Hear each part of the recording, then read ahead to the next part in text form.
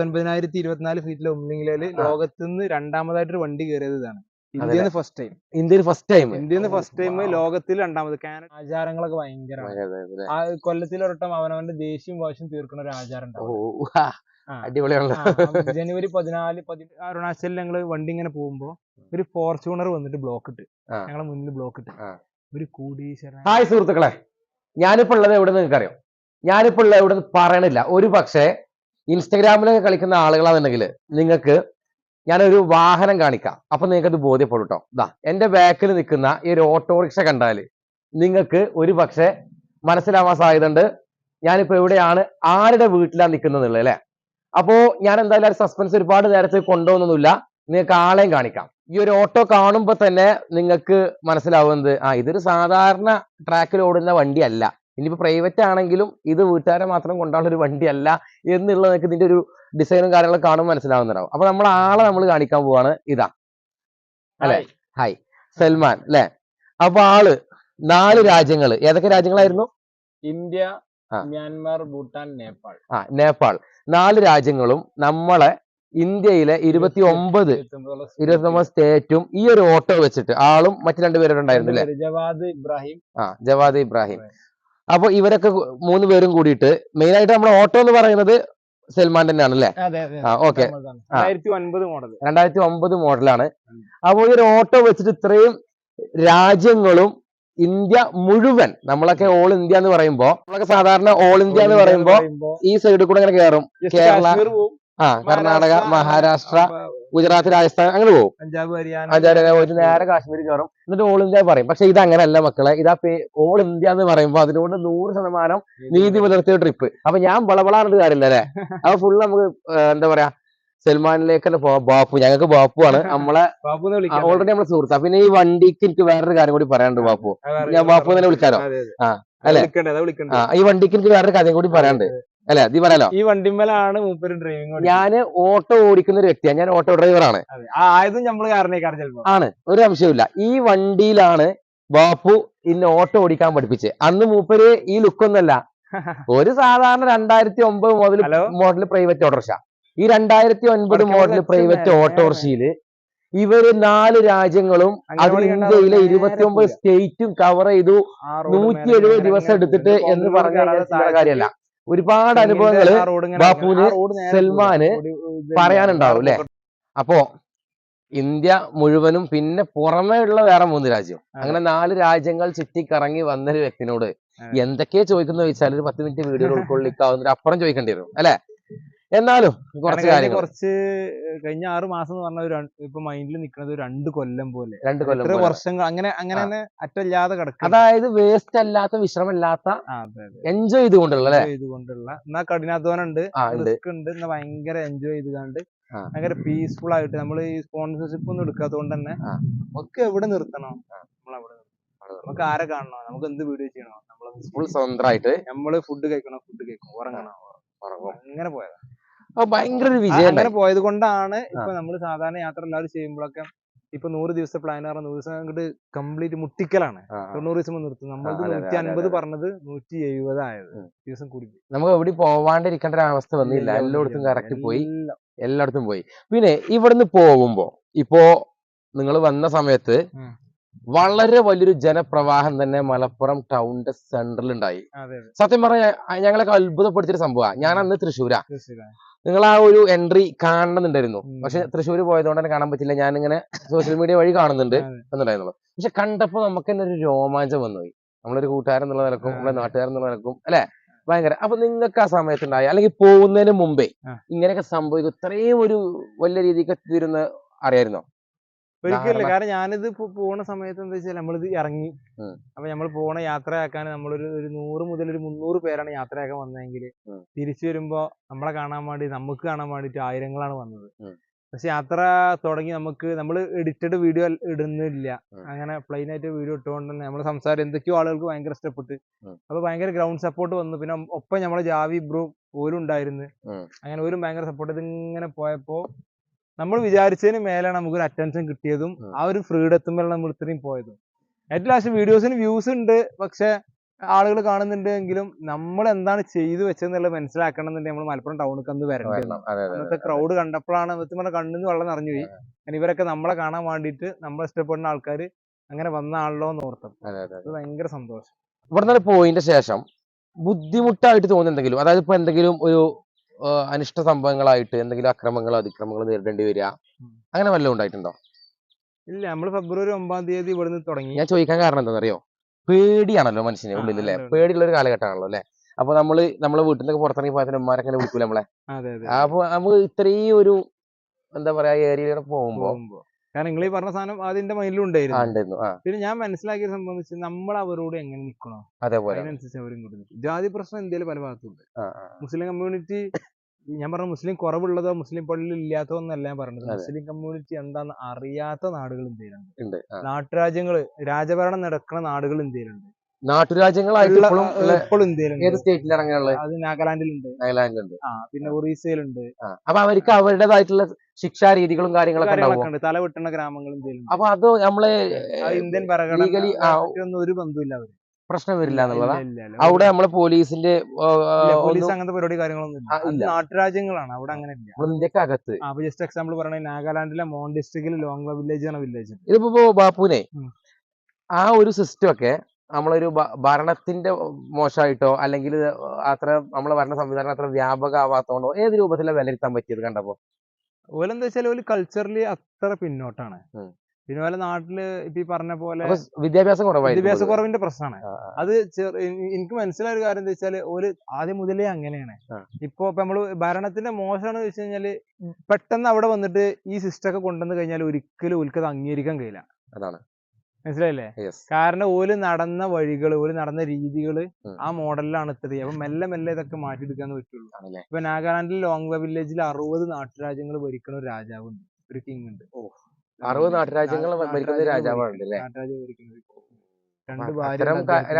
നാട്ടുരാജ്യങ്ങൾ എപ്പോഴും നാട്ടിലുണ്ട്. വിദ്യാഭ്യാസം വളരെ കുറവായിട്ടുള്ള ഒരുപാട് നാടുകളിലൂടെ പോയി അല്ലെ, വിദ്യാഭ്യാസത്തിന്റെ കുറവുള്ള. എന്നാൽ വിദ്യാഭ്യാസം കടന്നു കയറി വന്നപ്പോ നമ്മളെ നാട്ടിലൊക്കെ നഷ്ടപ്പെട്ടു പോയ ചില മര്യാദകളും സംസ്കാരങ്ങളും അനാവശ്യമായിട്ട് വന്ന ഒരുപാട് ശീലങ്ങളും ഒക്കെ നമ്മളെ നാട്ടിലൊക്കെ ഒരുപാട് ഉണ്ട് അല്ലെ. എന്തിനു പറഞ്ഞ ഒരുപാട് ബഹുമാനക്കുറവുകള്, കുടുംബങ്ങൾ തമ്മിലുള്ള ഐക്യക്കുറവുകള് അല്ലെ. അവിടുന്ന് ഈ വിദ്യാഭ്യാസ രഹിതമായിട്ടുള്ള നാടുകളിലൂടെ, രഹിതമായിട്ടുള്ള പറയാൻ പറ്റില്ല, കുറവായിട്ടുള്ള നാടുകളിലൂടെ പോയപ്പോ നമുക്ക് അവരത് ഇമിറ്റേറ്റ് ചെയ്യാം, അവരത് കടെടുക്കാം തോന്നിയിട്ടുള്ള, അവർക്ക് നഷ്ടപ്പെട്ടു പോകാത്ത മൂല്യവത്തായിട്ടുള്ള കാര്യങ്ങൾ എന്തെങ്കിലും പറയാൻ പറ്റുമോ? കലർപ്പില്ലാത്ത സ്നേഹം അതാണ് ഏറ്റവും ബെസ്റ്റ്. നമ്മളിവിടെ പലതും അഭിനയമാണ്. അത് നമ്മളെ തിരിച്ചറിവിന്റെ ഒരു, ഇപ്പൊ നിങ്ങൾ പറഞ്ഞ പോലെ ഇവിടെ ഇന്ത്യയിൽ ഏറ്റവും കൂടുതൽ സാക്ഷരത ഉള്ള, ഏറ്റവും കൂടുതൽ വിദ്യാഭ്യാസം ഉള്ള, ഏറ്റവും കൂടുതൽ തിരിച്ചറിവുള്ള നാടെന്ന് വെച്ച് കഴിഞ്ഞാൽ 100% ഞാൻ പറയും കേരള. പക്ഷെ ഇവിടുന്ന് അന്യം നിന്ന് പോണ ഇന്നത്തെ ഒരു സംഭവം നമ്മുടെ നാടിന് മോശം പറയല്ല, എല്ലാരും സെൽഫിഷ് മൈൻഡിലൂടെ കടന്നു പോയിട്ട് നമുക്ക് എന്ത് അവനവനെന്ത് നേടാം എന്നുള്ളതാണ് ഇവിടെ ചിന്തിച്ചുകൊണ്ടിരിക്കുന്നത്. അവർക്ക് വിദ്യാഭ്യാസ കുറവുകൊണ്ട് തന്നെ അവർക്ക് ആ ചിന്തയില്ല. മറ്റുള്ളവരെന്ത് ചെയ്യണം അങ്ങോട്ടുള്ള പാളിനോട്ടല്ല. നമ്മള് നമ്മളെ കാര്യങ്ങള് മറ്റുള്ളവരെ സ്നേഹിക്കും. പഞ്ചാബ് ഇന്ത്യയില് എനിക്ക് ഏറ്റവും സേഫ്റ്റി തോന്നി. നമുക്കൊരിക്കലും ഒരാൾ തോന്നിയിട്ടുണ്ട്. ഇപ്പൊ ഞാൻ രാജസ്ഥാൻ, പഞ്ചാബ് ആ ഒരു ബോർഡറിനൊക്കെ അടുത്തപ്പോ ഈ മാർവാടീസ് കുറെ ഉണ്ടല്ലോ ആ ഭാഗത്തൊക്കെ. അപ്പൊ ആ ഭാഗത്തൊക്കെ ഇങ്ങനെ പോയി ഇരുന്ന സമയത്ത് ഞങ്ങളൊക്കെ ചർച്ച ചെയ്ത വിഷയമായിരുന്നു പഞ്ചാബീസിന്റെ ആ ഒരു സ്നേഹം കാര്യങ്ങളൊക്കെ. അതായത് ഇന്ത്യയിൽ നമുക്ക് നമ്മളെ ഒരാൾ തൊടൂലെന്ന് തോന്നുന്ന 2 സ്റ്റേറ്റാ തോന്നിയത്. 2-3 സ്റ്റേറ്റ്, കുറച്ച് സ്റ്റേറ്റുകൾ ഉണ്ടെങ്കിൽ നമുക്ക് പെട്ടെന്ന് മൈൻഡിൽ വരുന്നത് ഒന്ന് പഞ്ചാബ്, ഒന്ന് ആസാം. പൊതുവെ ആസാമുകളെ കുറിച്ച് സത്യം ഇതാണ് ഞാൻ പറഞ്ഞത്, നമ്മൾ എക്സ്പെക്ട് ചെയ്യുന്ന പോലെ ആവില്ല യാത്ര ചെയ്യുമ്പോ അല്ലെ. ഇപ്പോ ആസാമികളും ബംഗാളികളും എന്നൊക്കെ പറയുമ്പോ ഈ ആസാമീസിനെ പൊതുവെ നമ്മുടെ നാട്ടിൽ കാണുമ്പോ ഒരു പേടിയോടെയാണ് നമ്മൾ അവരായിട്ട്. ഇവിടെ വെട്ടലും കോറിയിലൊക്കെയാണ് ഏറ്റവും കൂടുതൽ ആസാമികൾ ഉണ്ടാവുക. അവര് സംസാരിക്കൽ കുറവാ. ബംഗാളികൾ നമ്മൾ സ്ട്രേഞ്ചേഴ്സ് ആയിട്ട് കാണും. ബംഗാളികൾ കുറച്ച് സീൻ തന്നെയാണ്, കുറച്ച് ചൊറയാണ്. പക്ഷെ ആസാമികൾ നല്ല സൈസേകാരം, വളരെ പാവപ്പെട്ട മനുഷ്യന്മാരേകാരല്ലേ. ആസാമിൽ പോയിട്ട് നമ്മൾ ഈ വണ്ടി ചില ടൗണിലൊക്കെ, ഞാനിതൊരു വലിയ സംഭവമായിട്ട് പറഞ്ഞു, പിന്നെ ഈ വണ്ടി നമുക്ക് അനക്കാൻ കഴിയാതെ വന്നിട്ടുണ്ട്. ഇവര് കൂടിയിട്ട് ഇവര് സേഫ്റ്റിക്ക് നിൽക്കും. അങ്ങനത്തെ സ്ഥലങ്ങള് നമ്മള് എവിടെ ടെന്റ് അടിച്ചു കഴിഞ്ഞാൽ ഇവരെ നമ്മള് വലിച്ചുകൊണ്ട് പോകും ഒരു വീട്ടിൽ. അപ്പൊ ഈ പറഞ്ഞ സാധനത്തിന്റെ ഏറ്റവും വലിയ എക്സാമ്പിൾ പറഞ്ഞ എന്താണ് മാറ്റം ചോദിച്ചില്ലേ, ഇപ്പൊ ഞാൻ ജസ്റ്റ് ഇപ്പോ അർഫിനോ നിങ്ങളോടാണ് ചോദിക്കാണ്, നമ്മളെ നാട്ടില് ഒരു യാത്രക്ക് വന്ന ഒരാള്, ഒരു ആസാമി ആയിക്കോട്ടെ, പഞ്ചാബി ആയിക്കോട്ടെ, ബംഗാളി ആയിക്കോട്ടെ, ഒരു കാശ്മീരി ആയിക്കോട്ടെ, ഗുജറാത്തി ആയിക്കോട്ടെ, ആരെങ്കിലും ഒരാളെ ഇപ്പൊ നിങ്ങൾ മാരിയാട് നിന്ന് കണ്ടു, ഒരു വണ്ടിയിൽ ഇങ്ങനെ ഒരാള് അല്ലെങ്കിൽ ഒന്നോ രണ്ടോ ആൾക്കാർ ഒരു ബൈക്കുമല്ലോ എന്തേ വരികയാണ്, അയാള് പറയാണ് പിന്നെ എങ്ങനെ അയാളെ കണ്ടു, പക്ഷെ അയാൾ നിങ്ങളോട് ചോദിക്കുകയാണ്, നമുക്ക് ഇന്നത്തെ രാത്രി ഞങ്ങൾ ഇവിടെ എത്തി, 8 മണിക്ക് എത്തി, ഞങ്ങൾക്ക് ഇവിടെ ടെന്റ് അടിക്കാനുള്ള സ്ഥലം അല്ലെങ്കിൽ ഒരു റൂം എന്തെങ്കിലും ഒരു ചെയ്യാൻ കയറാൻ കഴിയോ, അതിന് വേണമെങ്കിൽ പൈസ തരാൻ, നിങ്ങളെ ഒരിക്കലും പോലും നിങ്ങളെ വീട്ടിൽ പോലെ കൊണ്ടുപോകും? ഒരിക്കലും കൊണ്ടുപോകില്ല എന്ന് മാത്രമല്ല, എന്താ നമ്മള് നാട്ടിലൊരു പള്ളിയിലോ എവിടെ ഒരു സൗകര്യം നമ്മൾ ചെയ്തു കൊടുക്കൂല, എന്തൊക്കെയോ ഒരു തട്ടിപ്പായിട്ട് ഒരു ചിത്രം ഉണ്ട് നമ്മൾ മനസ്സിലങ്ങനെ. ഇതേ സംഭവത്തില് ഞാൻ ജസ്റ്റ് ഒരു കഥ പറയാണ്. ഞാനാണ് അരുണാചലിൽ ഞങ്ങള് വണ്ടി ഇങ്ങനെ പോകുമ്പോ ഒരു ഫോർച്യൂണർ വന്നിട്ട് ബ്ലോക്ക് ഇട്ട്, ഞങ്ങളെ മുന്നിൽ ബ്ലോക്ക് ഇട്ട്, ഒരു കോടീശ്വരനായ മനുഷ്യൻ, അവനൊരു 30 വയസ്സ് ചെക്കനാ, അവൻ നേപ്പാളിൽ നിന്ന് വരികയാണ്, ഒരു കല്ലട്ടിക്കോറിയും വലിയ കോടീശ്വരനായ ഒരാളാണ്. അവള് പറഞ്ഞു നിങ്ങള് നിന്റെ കൂടെ പോരുകയാണ്.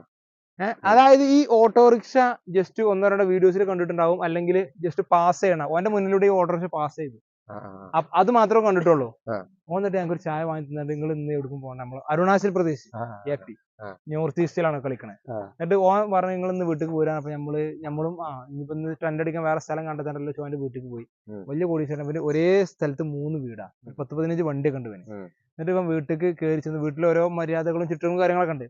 വീട്ടിൽ കയറി ചെന്നിട്ട് നേരെ വീട്ടിലെ ആയുണ്ട്, അമ്മ ഉണ്ട്, അച്ഛനുണ്ട്, ഭാര്യ ഉണ്ട്, കുട്ടികളൊക്കെ ഉണ്ട്. അതിൽ ഇവൻ നേരെ ചെയ്തെന്താ, ഇവൻ നേരെ കയറി ചെന്നിട്ട്, ഞാൻ ആദ്യമായിട്ടാണ് ഓനും ഞാനും പരിചയപ്പെടുന്നത്, ജാവിനി ബ്രൂന് ഇന്നൊക്കെ ഫസ്റ്റ് ടൈം ആണ് ഓൻ കാണുന്നത് ഈ ചക്കം. എന്നിട്ട് കയറി ചെന്നിട്ട് എന്നോട് പറഞ്ഞു, ഇതാണ് മമ്മി, ഇതാണ് പപ്പ, ഇതാണ് ആയ എന്ന് പറയുമ്പോ അവിടുത്തെ വർക്കർ, കിച്ചണിലൊക്കെ വർക്കർ, ഫുഡൊക്കെ ഉണ്ടാക്കുന്ന ആൾക്കാരാണ്. അപ്പൊ ഇതാണ് ആയ, ഇത് ഏട്ടന്, ഇത് ഏട്ടന്റെ വൈഫ്, ഫുള്ള് പരിചയപ്പെടുത്തിയാണ്ടേ ഇവൻ നമ്മോട് പറഞ്ഞ്, മമ്മീനോട് പറഞ്ഞു ഇവരെ നോക്കണം. എന്നിട്ട് ഇപ്പൊ നമ്മളോട് പറഞ്ഞ് നിങ്ങൾക്ക് ഇവിടെ ഒരു പ്രശ്നം ഉണ്ടാവില്ല, നിങ്ങളൊരു പേടിയും പേടിക്കണ്ട, ഫുഡ് കിടന്നുറങ്ങാണ് സെറ്റപ്പ്, ഇവിടെ കിടന്നുറങ്ങിക്കൂടി എന്നിട്ട് ഇവൻ പറഞ്ഞ് ഞാൻ കല്യാണത്തിന് പോകണം. അത്രയും വിശ്വാസത്തിൽ ഓൻ പോയി. ഓൻ ഇങ്ങനെ പറഞ്ഞിട്ട് പറഞ്ഞു ടാറ്റാ ബൈ ബൈ, ഞാൻ ഓന്റെ സുഹൃത്തിന്റെ കല്യാണമാണ് അന്ന് രാത്രി, അവിടെ രാത്രി കല്യാണം. ഓൻ പോയിട്ടും വരുന്നുണ്ട് പിറ്റേ ദിവസം സുബൈക്ക് 4 മണിക്കാണ്. അപ്പൊ നിങ്ങൾ ആലോചിച്ചു എന്ത് വിശ്വാസത്തിന്റെ പുറത്താണ് ഞങ്ങൾ ഈ 3 ആൾക്കാർ അവിടെ പറഞ്ഞത്. ഒറ്റ പേരുള്ള മനുഷ്യത്വം. നമ്മള് അതായത് ജസ്റ്റ് വണ്ടി പാസ് ചെയ്യണ കണ്ട 3 ആൾക്കാരെ ഓന്റെ വീട്ടിൽ കൊണ്ടുപോയിട്ട് ഓന്റെ വൈഫിന്റെയും ഓന്റെ അമ്മന്റെയും പപ്പന്റെയും ഇടയിലാണ് ഞങ്ങളെ കൊണ്ടുപോയിട്ടിട്ട് ഓൻ പോയി. നമ്മളെ വീട്ടിൽ നിൽക്കും, നമ്മള് വീട്ടിലുണ്ടെങ്കിൽ പോലും നമുക്കൊരു ബംഗാളിനെ അല്ലെങ്കിൽ ഒരു ഹരിയാനക്കാരനെ, വേറെ ആരെങ്കിലും ആളെ, ഒരു തമിയനെ പോയി നമുക്ക് വീട്ടില് പാർപ്പിക്കാൻ നമുക്ക് ചിന്തിക്കൂല. നമ്മള് പേടിയാണ്. അങ്ങനത്തെ ഒരു മൈൻഡാണ് ആയി വന്നു. പോവാൻ എന്ത് വിശ്വാസത്തിന്റെ പുറത്ത് നമ്മള്, കാരണം ഞാൻ എന്താണ്, ഇബ്രു എന്താണ്, ജാവി എന്താണ് ഓനറിയും, അവനറിയില്ല. ചോൻ പോയി. ആ ട്രസ്റ്റ് ഉണ്ടല്ലോ, മനുഷ്യത്വം എന്ന് പറഞ്ഞ സാധനം, ഇതാണ് ഈ നോർത്ത് ഈസ്റ്റ് നമുക്ക് നഷ്ടപ്പെട്ടു പോയത്. ഇവിടെ എനിക്ക് തോന്നിയത് എല്ലാവരും തന്നെ നമ്മൾ പറഞ്ഞു, ഞാനടക്കം, ഞാൻ പറഞ്ഞു, ഞാനും നിങ്ങളടക്കം, കാരണം നിങ്ങൾ പറഞ്ഞു ഞാൻ ചെയ്യില്ല എന്ന് പറഞ്ഞു, ഞാനും ചെയ്യില്ല. നമ്മളങ്ങനെ ആയിപ്പോയി, നമ്മളെ വിദ്യാഭ്യാസം കൂടുതലാണ്. പിന്നെ നമ്മളെ നാട്ടിലെ ഒരു ഉള്ള സംഭവമാണ്, ഒരു എന്താ പറയാ, നമ്മളിങ്ങനെ കുറ്റം പറയാനൊരു അവസരം ഉപയോഗപ്പെടുത്തല്ല. സാധാരണ രീതിയിൽ നമ്മുടെ മലയാളികളെ സംബന്ധിച്ചിടത്തോളം നമ്മൾ ഒരാവശ്യം വന്നു കഴിഞ്ഞാൽ, ഇപ്പോൾ നമ്മൾ ഒരുപാട് വിഷയങ്ങളിൽ ഇപ്പോൾ നമ്മൾ കണ്ടതാണല്ലേ, എന്തെങ്കിലും അസുഖ കാര്യങ്ങളൊക്കെ ഉണ്ടായി കഴിഞ്ഞാൽ എത്ര കോടികൾ വേണം, നമ്മൾ ഒരുമിച്ച് നിന്ന് സഹകരിക്കും. എന്നാൽ അതിന്റെ എത്രയോ ഇരട്ടി, അല്ലെങ്കിൽ ഇരട്ടി പറയാൻ നമ്മൾ ആളല്ലെങ്കിലും അത്ര കണ്ട് തന്നെ ഞാൻ മനസ്സിലാക്കിയെടുത്തോളം നമുക്ക് എല്ലാവർക്കും അറിയുന്ന പച്ചയായ ഒരു സത്യമാണ്, ഭയങ്കര കുഞ്ഞായ്മ, അസൂയ എന്നുള്ള സംഭവമൊക്കെ നമ്മൾ മലയാളികൾക്കിടയിൽ ഉള്ളതാണ്. പുറമെ സ്റ്റേജിലുള്ള ആളുകളെ സംബന്ധിച്ച്, അല്ലെങ്കിൽ നമ്മൾ മലയാളികളെ സംബന്ധിച്ച് ആ കാര്യത്തിൽ പുറമുള്ള ആളുകളൊക്കെ എങ്ങനെയാണ്, ഒരാൾക്ക് എന്തെങ്കിലും നേട്ടങ്ങൾ ഉണ്ടാവുമ്പോൾ അതിൽ അവരെങ്ങനെ കാണുന്നവരാണ്? അതായത് ഇത് പിന്നെ ഇപ്പൊ നിങ്ങൾ പറഞ്ഞ 2 കാറ്റഗറിപ്പെട്ട ആൾക്കാരും പുറമെയുള്ളുണ്ട്. അതായത് ഒരാൾക്ക് എന്തെങ്കിലും പറ്റി കഴിഞ്ഞാൽ ഭയങ്കരമായി സഹായിക്കണവരുണ്ട്, എന്നാല് പിന്നെ അതിന് നമ്മൾ മനുഷ്യത്വം എന്ന് പറയും. പിന്നെ നമുക്ക് എന്തെങ്കിലും പറ്റി കഴിഞ്ഞാല് നമ്മളൊരു വണ്ടി ആക്സിഡന്റ് ആയപ്പോലും തിരിഞ്ഞു നോക്കാത്ത നാടുകളുണ്ട്. അതിനെ സംബന്ധിച്ച് നമ്മളെ കേരളം എത്രയോ ബെറ്റർ. നമ്മള് അങ്ങനെ പബ്ലിക്കിൽ എന്തെങ്കിലും പ്രശ്നങ്ങളൊക്കെ ഉണ്ടെങ്കിൽ നമ്മൾ ഭയങ്കര ആക്ടിവിറ്റി ഫുള്ള് സെറ്റാക്കി കൊടുക്കും. പക്ഷെ നിങ്ങൾ ഈ പറഞ്ഞ അങ്ങനത്തെ പ്രശ്നങ്ങളൊക്കെ ഓരോരുത്തരുടെ മൈൻഡിലും ഉണ്ടാവും. പക്ഷെ അത് പബ്ലിക്കിൽ ചിലര് കാണിക്കൂല, ചിലര് കാണിക്കും. അത് നമ്മളൊരു വിദ്യാഭ്യാസ ഇതൊക്കെ ഒരു വിദ്യാഭ്യാസ കൂടുതലിന്റെ പ്രശ്നമാണ്. അതാണ് ഞാൻ പറഞ്ഞത് നേരത്തെ ചോദിക്കാൻ തന്നെ കാരണം. അതേപോലെ ഇവിടെ മീഡിയാസ് കൂടുതൽ, ഇവിടെ മീഡിയ കൂടുതലായതുകൊണ്ടാണ് ഇവിടെ ഒരു പരിധി വിട്ട് ഒരു പ്രശ്നങ്ങളോ കാര്യങ്ങളോ നടക്കാത്തത്. ഇപ്പൊ കേരളത്തിന്റെ പുറത്ത് പല സ്ഥലത്തും നോർത്ത് ഈസ്റ്റിലൊക്കെ റോഡ് ഇല്ലാത്തതും അവിടെ വെട്ടും കുത്തും എല്ലാ കാര്യങ്ങളും പല സ്ഥലത്തും ഇപ്പോഴും നടന്നുകൊണ്ടിരിക്കുന്ന ചിലവിടെ മീഡിയാസ് ഇല്ല. യൂട്യൂബ്, ഇൻസ്റ്റാഗ്രാം, ഫേസ്ബുക്ക് എന്ന് പറഞ്ഞ സാധനം പല സ്റ്റേറ്റിലും ഇല്ല. പിന്നെ ചാനലുകളില്ല, വാർത്താ ചാനലുകളില്ല, പിന്നെ എന്റർടൈൻമെന്റ് ചാനലുകളില്ല, അങ്ങനത്തെ ചാനലുകളൊന്നും അവിടെ ഇല്ല. അപ്പൊ അവര് എന്ത് ചെയ്യണോ അതിനെ ചോദ്യം ചെയ്യാന് സിസ്റ്റം അവിടെ ഇല്ല. അതാണ് സംഭവം, അതാണ് അതിന്റെ യഥാർത്ഥം. പക്ഷെ ഈ പഞ്ചാബികളൊക്കെ നിങ്ങൾ പറഞ്ഞ പോലെ പഞ്ചാബികൾ, ആസാമികളൊക്കെ എന്ന് പറഞ്ഞാല് അവരെ നാട്ടിലാണെങ്കിൽ അവർ അങ്ങോട്ടും ഇങ്ങോട്ടൊക്കെ ഭയങ്കര സപ്പോർട്ടാണ്. പഞ്ചാബിൽ ഏറ്റവും ഇഷ്ടം എന്താ വെച്ചാൽ നമ്മളിവിടെ നമ്മൾ ഫുട്ബോൾ കളിപ്പിക്കും, കുട്ടികളെ ക്രിക്കറ്റ് കളിപ്പിക്കും. നമ്മൾ ഫ്രീ ടൈമിൽ എന്തൊക്കെ ചെയ്യും? ഫോണുമ്മ ഇരിക്കും, വൈത്തടവിലിരിക്കും, ചൂണ്ടലിടും. ഇതൊക്കെയാണ് നമ്മൾ പഠിപ്പിക്കണ അല്ലെങ്കിൽ നമ്മൾ പകർന്നു കൊടുക്കുന്ന കാര്യങ്ങൾ. ഇങ്ങനെ കുറെ സംഗതികളാണ് നമ്മൾ ചെയ്തുകൊണ്ട് വെച്ചിരിക്കുന്നത്. ഇപ്പോ ചെയ്തു പോണവരൊക്കെ യുവതലമുറയാണ്. പഞ്ചാബിലെ കുട്ടികൾക്ക് ഇവര് പഠിപ്പിച്ചു കൊടുക്കണം എന്താ അറിയോ? ആളുകളെ സ്നേഹിക്കുക, ആളുകൾക്ക് ഫുഡ് കൊടുക്കുക, ആളുകൾക്ക് വെള്ളം കൊടുക്കുക. പഞ്ചാബിൽ 365 ദിവസവും 24 hours നിങ്ങൾ റൂട്ടിൽ പോയാൽ കാണാൻ പറ്റും. എല്ലാ കിലോമീറ്ററിനും വെള്ളം ഇങ്ങനെ കൊടുത്തുകൊണ്ട്, ഫുഡ് ഇങ്ങനെ കൊടുത്തുകൊണ്ട് കണ്ട എല്ലാ യാത്രക്കാർക്കും എല്ലാ അവരെ നാട്ടുകാർ ചെയ്യും. അതിന് ട്രസ്റ്റോ കാര്യങ്ങളോ ഒന്നുമില്ല. ഇപ്പൊ നമ്മളിപ്പോ പൂക്കോട്ട് അങ്ങാടിയിൽ എല്ലാ ദിവസവും ഫുഡും വെള്ളം ഉള്ളെങ്കിൽ അവസ്ഥകളൊന്നും ആലോചിച്ചു. പ്രത്യേകിച്ചൊരു കൂട്ടായ്മ കാര്യങ്ങളൊന്നുമില്ല. ആ ജനങ്ങള് എല്ലാരും കൂടിയിട്ട് ഇതെങ്ങനെ പരിപാടി എന്താ വെച്ചാല് ഒരു 19 വീട് ആൾക്കാർ ആഴ്ചയിൽ ഒരു ദിവസം, പിന്നെ 19 വീട്. അപ്പൊ അത്രേ ഉള്ളൂ വേണം എന്ന് വെച്ചുള്ള പ്രവർത്തനം. ഒരു കൊടിയില്ല, ഒരു വടിയില്ല, ഒരു ഐഡന്റിറ്റി ഇല്ല. നാട്ടുകാര് മനുഷ്യത്വം അല്ലെ? അത് എല്ലാ ദിവസവും, നബിദിനോ ഓണത്തിന് അങ്ങനല്ല, എല്ലാ 24 hours 365 ദിവസം ഫുഡ് കൊടുക്കുക, വെള്ളം കൊടുക്കുക. അപ്പോ ഇത് രാവിലെ നമ്മൾ പോയി കഴിഞ്ഞാൽ രാവിലെ ഒരു 8 മണിക്ക് തന്നെ നമ്മൾ കാണാൻ തുടങ്ങും. ഇപ്പോ നാളത്തെ ദിവസം നമ്മളെ വടക്കേപ്പുറം ടീമിനാണ്, അങ്ങനെ ഓരോ ടീമൊക്കെ. അപ്പൊ നമ്മളെ വടക്കേപ്പുറത്തെ ടീമിനാണെങ്കിൽ ഇപ്പൊ ഇവിടുന്ന് കുറച്ച് അമ്മമാര് NH-ന്റെ അവിടെ പോയി നിൽക്കും, അങ്ങാടി പോയി നിൽക്കും. ഒരു 10-20 അമ്മമാരുണ്ടാവും ചപ്പാത്തി പരത്തണം. പിന്നെ ഒരു 8-10 ആൾക്കാർ അത് ചൂടാനായിട്ട്. പിന്നെ റോഡ് സൈഡിൽ NH-ന്റെ സൈഡിൽ. പിന്നെ ചെറിയ കുട്ടികള് ഇത് സപ്ലൈ വിളമ്പാനായിട്ട്. ഇത് കണ്ടല്ലേ മക്കള് പഠിക്കണല്ലേ? മക്കളെ ഇതിക്ക് ആക്കാണ്, ആളുകളെ സ്നേഹിക്കാനും ഫുഡ് കൊടുക്കാനും പഠിപ്പിക്കാണ്. ഓപ്പോസിറ്റ് ഭാഗത്ത് വെള്ളം കൊടുക്കാറുണ്ട് ടീം. ഇതിൽ ഏറ്റവും ഹൈലൈറ്റ് എന്താ അറിയോ? ഇത് കൊടുക്കുമ്പോ ഇവര് നിരാശയോട് കൂടിയിട്ട് അതങ്ങനൊന്നല്ല, ഫുള്ള് DJ ഒക്കെ വെച്ച് പാട്ടൊക്കെ ഇട്ട് ഒരാള് മൈക്കിൽ ഇത് വെൽക്കം ചെയ്യാനായിട്ട് അവൻ വരുന്നുണ്ട്, അവന്റെ വണ്ടി നമ്പർ ഇത്ര, പേരൊക്കെ പറഞ്ഞ് ഇങ്ങനെയാണ് വെൽക്കം ചെയ്തിട്ടാണ് ഫുഡ് കൊടുക്കുക. ഈ അത്തരത്തിലുള്ള മനുഷ്യത്തിന്റെ പേരിൽ മാത്രം ചെയ്യുന്ന ആൾക്കാരാണ് ആ ഭാഗത്തൊക്കെ ഉള്ളത് അല്ലേ? അവിടെ സംഘടനകളൊന്നും ഇല്ല, അങ്ങനത്തെ പരിപാടിയല്ല. അവിടെ സംഘടന താല്പര്യമൊന്നും ഇല്ലായിട്ടും ഇവർ ഈ പ്രവർത്തിക്ക് ചെയ്യുന്നുണ്ട്. അവിടെ മനുഷ്യനേ ഉള്ളൂ, മനസ്സിലായി? അതാണ് അതിന് ഉത്തരം. അവിടെ മനുഷ്യനേ ഉള്ളൂ, സംഘടനകളൊന്നും ഇല്ല. അതായത് ഒരു ബ്രാൻഡിന് വേണ്ടിയിട്ട് അവരൊന്നും ചെയ്യില്ല. അതാണ് അതിന്റെ ഏറ്റവും വലിയ ആൻസർ. അവിടെ അങ്ങനെ കൊടികളില്ല, സംഘടനകളില്ല. അവിടെ മറ്റേ ലെറ്റർ ഐറ്റം വരിക, ഇത് നമ്മളെ സംഘടന, ഇത് ഇങ്ങനെ പരിപാടി, ഇങ്ങനത്തെ പരിപാടികളൊന്നും ഇല്ല. എല്ലാവരും ഒരുമിച്ച്. അവസാനം ഒറ്റ ചോദ്യം കൂടി ചോദിക്കട്ടെ, ഏറ്റവും കൂടുതൽ നമ്മൾ ഒരു ഓൾ ഇന്ത്യ യാത്ര പോയി അല്ലെങ്കിൽ ഒരു 4 രാജ്യങ്ങളിലൂടെ ഒരു യാത്ര പോയി എന്ന് പറയുമ്പോൾ ഈ യാത്ര ചിന്തിക്കുമ്പോൾ ഫസ്റ്റ് മനസ്സിൽ വരുന്ന സ്ഥലം ഏതാ? ഒരു ഗ്രാമമാവാം, അല്ലെങ്കിൽ ഒരു സ്റ്റേറ്റ് മൊത്തത്തിലാവാം. നമുക്ക് ഈ യാത്രയെ പറ്റി പറയുമ്പോൾ നമ്മളെ മനസ്സ് എത്തിപ്പെടുന്ന ആ ഒരു സ്ഥലം, അതായത് നമ്മൾ യാത്രയിൽ എല്ലാവരും പോണ സ്ഥലത്തിലൂടെ അല്ല നമ്മൾ പോയത്. നമ്മൾ ഏറ്റവും കൂടുതൽ പോയത് ഗ്രാമത്തിലൂടെയാണ്. ഗ്രാമങ്ങളിലൂടെ പോയ ഗ്രൗണ്ടിൽ ഇറങ്ങി കളിക്കുമ്പോഴാണ് നമുക്ക് ലൈഫ് കാണാൻ പറ്റും, കൾച്ചറുകള്, ജീവിതങ്ങള്, അനുഭവങ്ങള്, എക്സ്പീരിയൻസ്. അതാണ് നമ്മളെ മഹാത്മാഗാന്ധി പറഞ്ഞല്ലോ, ഇന്ത്യയുടെ ആത്മാവ് ഗ്രാമങ്ങളിലാണെന്ന് നമ്മൾ ഏറ്റവും കൂടുതൽ പോയ ഗ്രാമങ്ങളിലാണ്. അപ്പൊ എനിക്കിപ്പോ ഒരുപാട് സ്ഥലങ്ങൾ ഇഷ്ടപ്പെട്ട്. നോർത്ത് ഈസ്റ്റില്, അതായത് ഇന്ത്യന്റെ നോർത്ത്, ആസാം, മേഘാലയ, അങ്ങനത്തെ റൂട്ടില് ഏറ്റവും ഇഷ്ടപ്പെട്ട സ്ഥലം മേഘാലയാണ്. ചിറാപൂഞ്ചി 24 hours മഴ പെയ്യുന്ന സ്ഥലം. സ്കോട്ട്ലൻഡ് എന്ന് അറിയപ്പെടാം. ചിറാപൂഞ്ചി ഷില്ലോങ്, സ്കോട്ട്ലൻഡ്. ഇപ്പൊ ചിറാപൂഞ്ചി പാട്ടുണ്ടായതുകൊണ്ട്. പക്ഷെ ഇപ്പൊ ചിറാപൂഞ്ചി പേരില്ല, ചിറാപൂഞ്ചി ഔട്ടാണ്. ഇപ്പൊ അതിന്റെ അതായത് മദ്രാസ് ആണ് ചെന്നൈ ആയി മാറിയത്, പഴയ ബോംബെ മുംബൈ ആയി പറഞ്ഞ പോലെ. ഇപ്പൊ ചിറാപൂഞ്ചി സൊഹറയാണ്, ഇപ്പൊ അതിന്റെ പേര് സൊഹറയാണ്. അവിടെ ചിറാപൂഞ്ചി വെച്ചവർക്ക് മനസ്സിലാവില്ല. അപ്പൊ ചിറാപൂഞ്ചി അത് മേഘാലയ എനിക്ക് ഭയങ്കര ഇഷ്ടപ്പെട്ട നോർത്ത് ഈസ്റ്റില്. പക്ഷെ അവിടെ പ്രശ്നം എന്താ വെച്ചാല് അവിടെ സേഫ്റ്റി ഇല്ല. നമുക്ക് ചില സ്ഥലങ്ങളെ ഇഷ്ടപ്പെടുള്ളൂ, നമുക്കവിടെ നിക്കാൻ തോന്നില്ല. കാരണം ആളുകളൊന്നും അത്ര നമ്മളോട് സഹകരിക്കണമെന്നില്ല. അപ്പൊ പക്ഷെ നമുക്ക് ഏറ്റവും ഇഷ്ടം തോന്നുന്ന ആസാമാണ്. ഞാൻ നേരത്തെ പറഞ്ഞല്ലേ, ഇപ്പൊ നീ ഇവിടെ പറഞ്ഞില്ലേ മനസ്സിന് കുളിർമ വരുന്ന ഒരുപാട് അനുഭവങ്ങൾ ഈ പറഞ്ഞിട്ടുണ്ട്. ഇപ്പൊ ഈ റോഡ് സൈഡിൽ ഈ ഭക്ഷണ വിതരണ കാര്യങ്ങളൊക്കെ. പക്ഷെ ഞാൻ ഏറ്റവും കൂടുതൽ ചിന്തിച്ചു പോയത് ഞാൻ അത്ഭുതപ്പെട്ട ഒരു സംഭവം ആസാമത്തെ ആ ഒരു ഇത്രയും സ്ഥലങ്ങളിൽ പോയിട്ട് ആസാം ഏറ്റവും എന്ന് പറഞ്ഞപ്പോ എനിക്ക് വല്ലാത്തൊരു കാരണം ജനങ്ങളെ മനസ്സിലുള്ള ചിത്രം അങ്ങനല്ല. ഓക്കെ അതില് ഞാൻ പറഞ്ഞില്ല, നമുക്ക് ചില സ്ഥലങ്ങള് ബ്യൂട്ടി ഉണ്ടെങ്കിലും ആ സ്ഥലത്തിനോട് നമുക്ക് മനസ്സിൽ തോന്നില്ല. ആസാം എനിക്ക് തോന്നിയെന്ന് വെച്ചാൽ മനുഷ്യന്മാര് നല്ലതാണ്. അതുപോലെ പിന്നെ ഹിമാചലിൽ ഞങ്ങള് കുള്ളൂല് പൽഗി വില്ലേജ് ആണ് വില്ലേജിൽ പോയി. ആ വില്ലേജിൽ ഞങ്ങൾ 2 ദിവസത്തിന് പോയതാണ്. ഞാൻ 10 ദിവസം നിന്നു അവിടെ. 10 ദിവസം നിന്നു. അതിന്റെ ചുറുക്ക്, അതിന്റെ ബ്യൂട്ടി, അവിടുത്തെ ആളുകള്, മനുഷ്യന്മാര്, അവിടെ ആചാരങ്ങളൊക്കെ ഭയങ്കരമാണ്. ആ കൊല്ലത്തിലൊരട്ടം അവനവന്റെ ദേഷ്യം വാശിയും തീർക്കുന്ന ഒരു ആചാരം ഉണ്ടാവും. ജനുവരി 14, 13, 14 തീയതികളില് അവരെ വാർഷിക അന്നാണ്. എവിടെ സ്ഥലം? പൽഗി വില്ലേജ്, കുള്ളൂല്, കുളുമണാലിയിലെ കുള്ളൂല് പൽഗി വില്ലേജ് എന്ന് പറഞ്ഞ സ്ഥലത്ത് ഭയങ്കര കിടൽ ആംബിയൻസ് ആണ്. സ്നോഫാൾ പെയ്യുന്ന ഗ്രാമമാണ്. ആപ്പിളൊക്കെ നമുക്ക് നമ്മളെ അവിടുത്തെ ആ വില്ലേജിൽ നമ്മളൊരു റിസോർട്ട് ഉണ്ട് ആസിഫിക്കാന്റെ. ആസിഫിക്കാന്റെ റിസോർട്ടിന്റെ ഉള്ളിൽ നിന്ന് ഇങ്ങനെ ആപ്പിളൊക്കെ ഇങ്ങനെ പറിക്കാം, കൈകൊണ്ട് പറിക്കാം, പ്ലംസ് പറിക്കാം, ഓറഞ്ച് പറിക്കാം. ഇവിടെ ഞാൻ പറഞ്ഞ കൊല്ലത്തിലൊട്ടുള്ള ആചാരം എന്ന് പറഞ്ഞ സംഭവം എന്ന് വെച്ച് കഴിഞ്ഞാല് നമ്മളെ എല്ലാ ദേഷ്യവും വാശിയും തീർത്തിട്ട് അങ്ങോട്ടും ഇങ്ങോട്ടും പരസ്പരം സ്നേഹിച്ച് മനസ്സ് ശുദ്ധാക്കുക. ഇത് തീയിന്റെ ഉണ്ടോണ്ടാണ് കയറുക.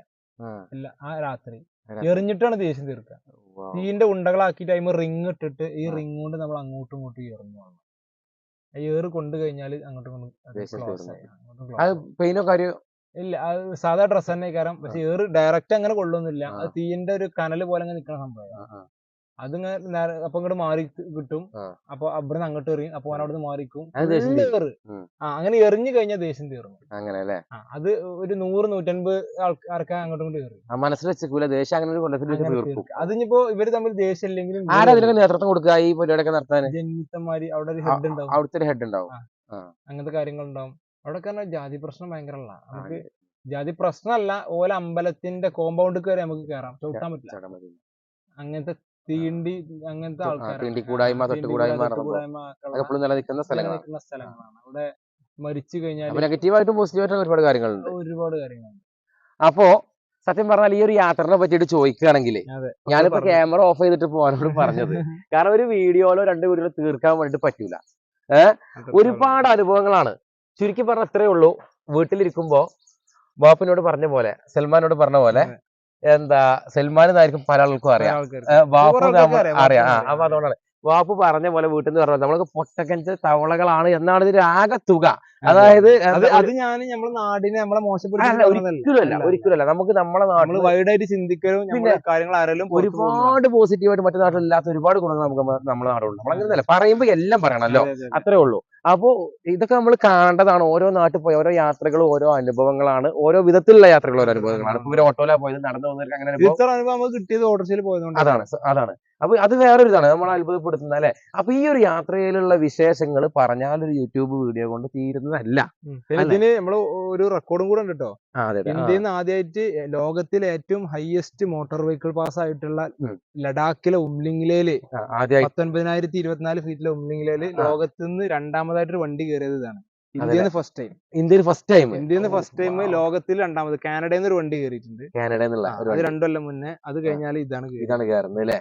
അവിടെ -3 തണുപ്പ്, ഓക്സിജന്റെ അളവ് 10%. അവിടെയാണ് ഈ വണ്ടി നമ്മൾ അടിച്ചു.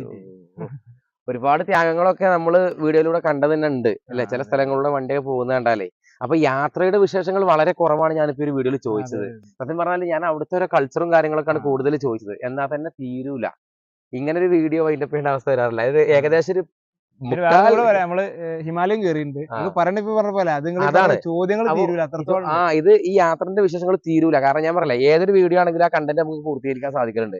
പക്ഷെ ഇത് എന്തോ എനിക്ക് താല്പര്യമുള്ളതുകൊണ്ടാവാം, ഒരുപാട് ചോദ്യങ്ങളുണ്ട്, ഒരുപാട് അനുഭവങ്ങൾ ഇതിലുണ്ടാവും. അപ്പൊ അത് തീരൂല. നമ്മൾ നടന്നു കയറി എക്സ്പീരിയൻസ് ഉണ്ട്. നമുക്ക് അടുത്തൊരു ഇതില് നമുക്ക് പറയാം. പിന്നെ ഇനി അടുത്തൊരു വീഡിയോ വരും ഈ വണ്ടിന്റെ കാര്യങ്ങളൊക്കെ ഒന്ന് കാണിച്ചുകൊണ്ടുള്ള. സാധിക്കുകയാണെങ്കിൽ നിങ്ങളെല്ലാവരും സപ്പോർട്ട് ഉണ്ടെങ്കിൽ ബാക്കി യാത്രാ വിശേഷങ്ങൾ നമുക്ക് കൊടുക്കാം. എന്തായാലും എന്താ പറയാ, ഈ തൽക്കാലം ഈ ഒരു വീഡിയോ ഇവിടെ വൈൻഡപ്പ് ചെയ്യാണ്. ഒരുപാട് വലിയ അനുഭവമാണ്. പിന്നെ നാടിന്റെ സ്വന്തം ഒരുപാട് ഉയർന്നു. കുടുംബക്കാര്, നാട്ടുകാര്, ഞങ്ങളെപ്പോലുള്ള കൂട്ടുകാരെയും ഒക്കെ, അല്ലെങ്കിൽ മലയാളി വ്ളോഗർമാരുടെ അടക്കം ഒരു പേരുയർത്തി കാട്ടിയിട്ടുള്ളൊരു യാത്രയും യാത്രികരുമാണ് ഇവരൊക്കെ. എന്തായാലും എല്ലാവിധ ആശംസകളും നേർന്നുകൊണ്ട് എന്താ പറയാ, ഈ ഒരു വീഡിയോ ഇവിടെ എവിടെ എത്താതെ വൈൻഡപ്പ് ചെയ്യാണ് അല്ലെ. എല്ലാവരും സപ്പോർട്ട് വേണം. നല്ല നല്ല കമന്റുകളൊക്കെ അറിയിക്കാം കേട്ടോ. അപ്പൊ കാണാം. Bye bye.